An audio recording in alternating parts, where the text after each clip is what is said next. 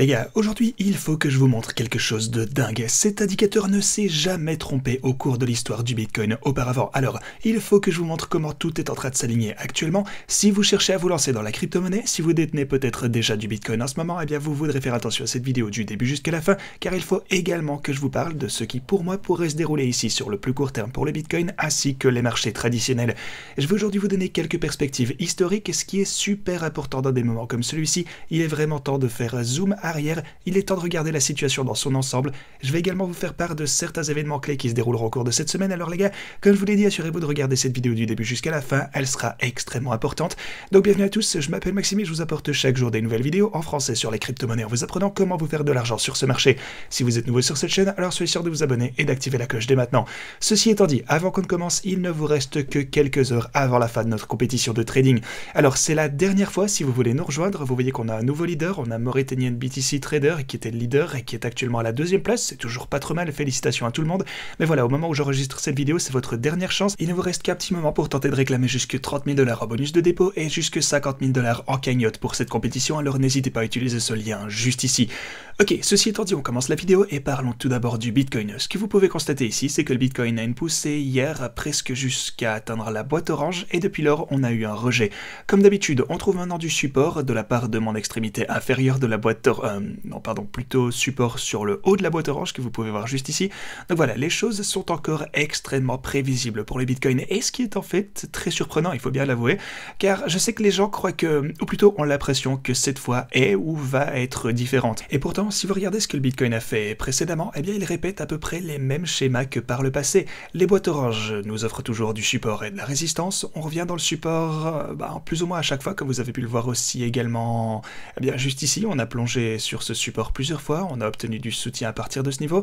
Donc voilà, le Bitcoin en gros se comporte toujours de manière relativement prévisible. Et ceci m'amène donc forcément à croire que ma théorie, disant que le Bitcoin a déjà touché le fond ici, vous savez que c'est ce que je pense, je vous ai expliqué ça à de maintes occasions. Donc voilà, je crois toujours que c'est le cas, je crois que le Bitcoin a déjà vu le fond de son cycle baissier. Alors oui, on va avoir des reculs, encore une fois, ne vous y méprenez pas, mais je crois que le bottom est atteint. Je ne crois pas qu'on va à nouveau passer en dessous du niveau des 15 400 $, le niveau le plus bas qu'on ait atteint durant le cycle. Bien sûr, c'était un super bon niveau pour acheter, et comme je vous l'ai dit, tous ces mouvements impulsifs vers le haut, en fait, les dips, là, ça va être fait pour acheter, à mon avis. Si on dézoome, comme je l'ai dit au début de cette vidéo, encore une fois, si on fait un zoom arrière pour voir la situation dans son ensemble, eh bien, on est toujours dans une dynamique haussière pour le Bitcoin, même si on latéralise un petit peu. Maintenant, est-ce que quelque chose de complètement inattendu peut se produire? Peut-il y avoir, je sais rien, une guerre? Est-ce qu'on peut avoir une guerre nucléaire ou quelque chose de super grave qui se produit? Bien entendu, oui, mais pour l'instant, les choses semblent assez prévisibles et assez similaires d'ailleurs, ce qui m'amène à ce graphique énorme qui est publié à l'origine par TradingShot, encore une fois merci, et vous allez voir que c'est absolument dingue. Ce que vous pouvez constater ici en premier, c'est la ligne bleue, il s'agit de la moyenne mobile de 50 mois. Alors ici, pour le Bitcoin, on est sur l'intervalle mensuel, comme vous vous en doutez. Ce que vous pouvez voir, c'est qu'on a vraiment eu du mal à descendre en dessous de ce niveau. Ça a été un super support. Vous pouvez voir ici que, ouais, encore une fois, ça nous a soutenu à plusieurs reprises ici sur la moyenne mobile de 50 mois tout au long de l'histoire du Bitcoin. Alors voilà, on a été soutenu à plusieurs reprises. Vous pouvez voir qu'on a reçu pas mal de soutien là-bas pendant le crash du Covid et en fait, à ce moment-ci, on est descendu en dessous. Vous pouvez voir qu'on est en plein sur la limite et cette chandelle mensuelle, comme vous le savez, va se clôturer aujourd'hui. Alors, est-ce qu'on peut clôturer au-dessus? Est-ce qu'on pourrait clôturer sur ce niveau ou au-dessus? Ça va vraiment être une chose clé à surveiller car cette moyenne mobile de 50 mois semble relativement significative si vous regardez ce qui a été fait auparavant. Alors, est-ce qu'on va pouvoir avoir une percée au-dessus et potentiellement clôturer au-dessus de cette super moyenne mobile? Ou est-ce qu'on va peut-être clôturer quelque chose de similaire à l'endroit où on en est actuellement? Peut-être ouvrir la prochaine chandelle? Peut-être qu'on va voir si on va être rejeté à partir de ce niveau ou si on va pouvoir voir une autre grande poussée pour le Bitcoin sur l'intervalle mensuel. Encore une fois, ce n'est pas tout, j'ai autre chose de plus important à vous montrer. Ce que vous pouvez voir ci-dessous, c'est le RSI. Et oui, le RSI, bien entendu, représenté en violet ici. Vous avez la ligne rouge, cette fois c'est la moyenne mobile pour le RSI, la moyenne mobile de période 14. Donc en gros, c'est la moyenne mobile de 14 mois dans ce cas en particulier. Ok, ce que vous pouvez voir, c'est qu'à chaque fois qu'on a dépassé la moyenne mobile, que vous voyez juste ici après un marché baissier, un bear market, eh bien cela entraîne généralement d'énormes gains pour notre bon vieux Bitcoin. Alors, laissez-moi vous montrer un petit peu tout ce que je voulais ici. Donc, c'est la première fois.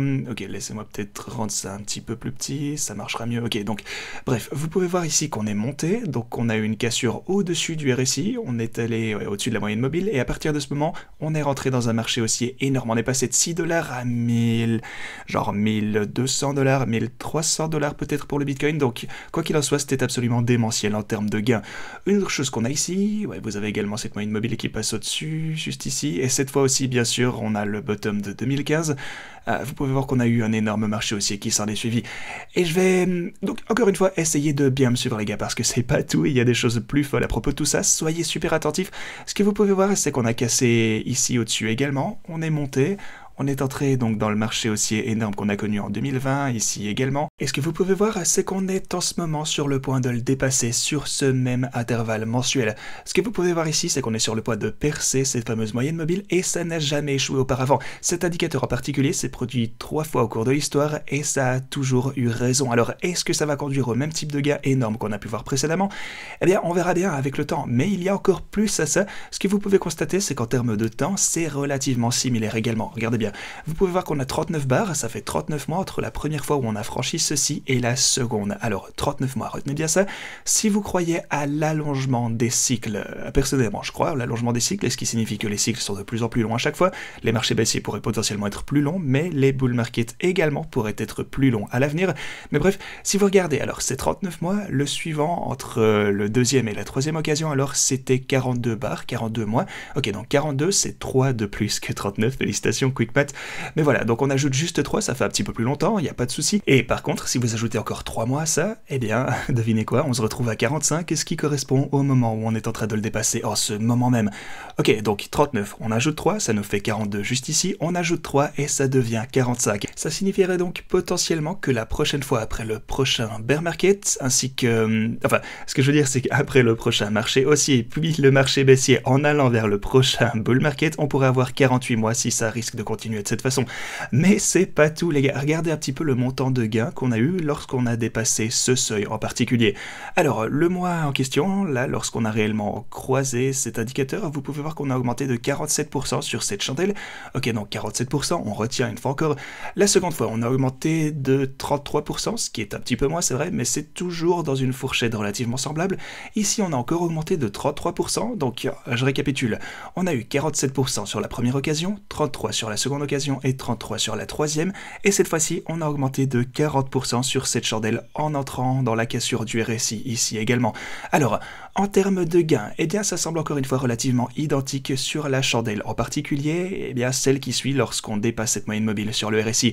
En termes de temps, ça ressemble également à ce qu'on a pu voir habituellement, et aussi il faut que je vous précise, comme je l'ai dit, que ça renforce encore une fois ma thèse selon laquelle on est déjà, genre qu'on a déjà atteint le fond de ce cycle et qu'on est en train d'entrer dans le prochain marché aussi. En fait, on pourrait déjà être dans un bull market actuellement. Mais voilà le truc, tout comme je vous préviens toujours de tout ce que je pense, même au milieu de ces énormes gains, n'oubliez pas, même ici, regardez ça, on a eu un recul de... Ça fait quoi ça? Genre 50% peut-être? Même ici, on a eu un recul de 75% au milieu de ce marché aussi, en plein milieu. Ok, donc après ça, le truc c'est qu'il faut se préparer à tous les scénarios. On a également des reculs, on va en avoir, c'est sûr. Ici aussi, en fait, dans chaque marché aussi, on a des reculs d'environ 30, 50, voire peut-être 60% des fois, ou pire. Donc ce n'est pas parce que je dis que je crois qu'on est au début d'un bull market, que je crois donc que le fond a été atteint, ne signifie pas qu'on ne peut pas avoir un recul et donc des pertes énormes. En fait, je dirais qu'il est plutôt probable qu'on ait un retrait prochainement, mais si vous vous préparez pour le prochain marché haussier, alors il est temps de toute façon de commencer à y prêter attention, d'accumuler pour vos bags, d'autant plus qu'on se rapproche de cette ligne blanche et de cette fameuse boîte bleue, vous savez ce que je pense de tout ça. Donc voilà, en tout cas on prête attention à tout ceci, mais que pensez-vous de ce graphe? Pensez-vous qu'il y a quelque chose à en retenir? Faites-le moi savoir en commentaire. En regardant rapidement les marchés traditionnels maintenant, vous pouvez constater qu'on a atteint cette ligne orange, on s'y est fait rejeter. Donc voilà, sur les marchés à terme, on est un petit peu en train de chuter actuellement, faites attention à ceci, gardez un œil attentif, 3950 $, c'est le prochain niveau niveau de support énorme sur les marchés traditionnels par contre. Donc oui, là on avait les marchés à terme qui sont ouverts actuellement, mais ici on est sur l'intervalle hebdo. Comme vous le savez, on a cette ligne de tendance énorme, on avait cette chandelle hebdo au-dessus de ce niveau qu'on avait ouvert. Donc voilà, si on pouvait encore une fois ouvrir et clôturer, donc si on descend pas en dessous de cette ligne de tendance qui est à 3983 sur les marchés traditionnels, eh bien ce sera une super nouvelle, un signal haussier énorme pour le Bitcoin. On y prête également attention, bien entendu, je vous tiendrai au courant à ce sujet, alors n'hésitez pas à vous abonner et activer la cloche si ce n'est pas déjà fait. Ok, une autre chose que je vais vous montrer, c'est la prise de bénéfice pour les holders de Bitcoin. On a vu le plus gros bénéfice réalisé en plus de 2 ans, pas plus tard qu'hier. Ok, donc ce qu'on peut constater ici, c'est purement et simplement que pas mal de personnes ont pris leur profit hier. Donc même si beaucoup de personnes ont pris leur bénéfice, ok oui c'est sûr on a eu un petit recul, ça a fait chuter le prix, mais c'est pas significatif, ce qui est vraiment une super nouvelle.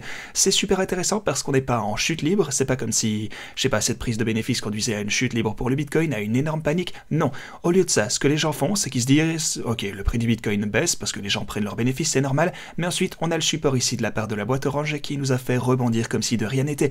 C'est ce que je vous disais, les choses sont toujours d'un point de vue structurel plutôt positives, tout a l'air de se dérouler correctement. Maintenant, est-ce qu'on pourrait perdre cette boîte orange pour revenir en arrière? Bien sûr, c'est possible, mais on suit toujours des structures plutôt déterminées, on a encore d'énormes quantités de bulls qui cherchent à profiter de l'achat des dips ici, et c'est absolument fantastique. Les gens qui veulent sortir, eh bien ils peuvent sortir, soit, mais ensuite il y a des acheteurs qui de toute façon accumulent, qui attendent que le Bitcoin dépasse les 30 000, les 50 000, peut-être même les 100 000 $ avant de prendre leurs bénéfices, donc c'est super cool à voir.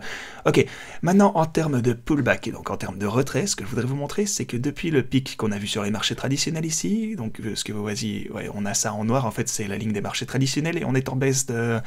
ici, là on voit moins 21%, mais je suppose qu'on est descendu un petit peu moins que ça actuellement. En fait, on peut même prendre l'initiative d'aller vérifier ça par nous-mêmes dès maintenant. Donc depuis le pic sur les marchés traditionnels, le S&P 500, on est descendu d'environ 15-16%. Alors ceci nous donnerait bien exactement là où on en est actuellement. Donc voilà, ici on voit moins 20-21, mais c'est plutôt moins 15% avec les gains qu'on a eu dernièrement. Vous pouvez le voir ici, moins 15. Alors comment se comporte ce marché baissier par rapport au marché baissier précédent après avoir atteint un sommet? Eh ben vous pouvez voir qu'on est plus ou moins dans la moyenne en fait. C'est pas comme si, genre ok, on a eu d'importantes poussées à la hausse pour le Bitcoin et les marchés traditionnels, mais c'est pas comme si ça surpassait grandement les rallyes qu'on a pu voir par le passé. En fait, encore une fois, c'est relativement moyen en regardant ce qu'on peut voir actuellement, plutôt habituellement après avoir atteint un sommet. Maintenant, ça pourrait être pire, c'est sûr, vous voyez que beaucoup de ces lignes sont en dessous de ce niveau, même si pas mal d'entre elles sont au-dessus également.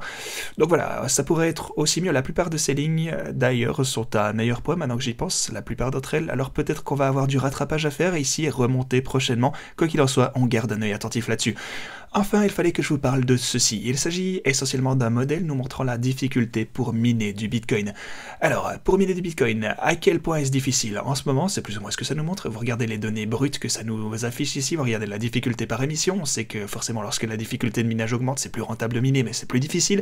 Mais bref, quoi qu'il en soit, ce que je voulais vous montrer, c'est que lorsqu'on a un niveau clé ici, actuellement on approche de cette ligne rouge, et c'est vraiment significatif parce que, eh bien, cette ligne rouge a eu une signification précédemment ici aussi. Vous pouvez voir qu'on a rencontré une résistance juste là, une résistance encore, et on a percé au-dessus, et ça nous a mené à un énorme marché haussier. Ok, résistance ici plusieurs fois, boum, boum, boum, encore ici, marché haussier massif. Alors, est-ce qu'on pourrait voir cette cassure au-dessus de cela et ensuite commencer à vraiment repartir à la hausse pour le Bitcoin? La ligne noire, oui, je vais pas préciser, mais c'est bien entendu le prix du Bitcoin. Alors, on verra bien à ce sujet, les gars. Mais voilà, je voulais juste vous souligner tout ceci, c'est super intéressant. Ok, vraiment, finalement, pour clôturer, janvier a été la meilleure performance mensuelle pour le Bitcoin depuis octobre de 2021. C'est absolument fantastique. Espérons que cet élan haussier puisse se poursuivre à l'avenir. Et encore une dernière chose, on a des événements super importants qui sont à venir dès demain, des événements énormes. Vous savez que je vous ai un petit peu parlé de ça. Vous avez par exemple la décision sur les taux d'intérêt de la part de la Fed. Et plus important encore, on sait qu'ils vont augmenter de 25%. De toute façon, toute autre chose que ceci serait un énorme choc.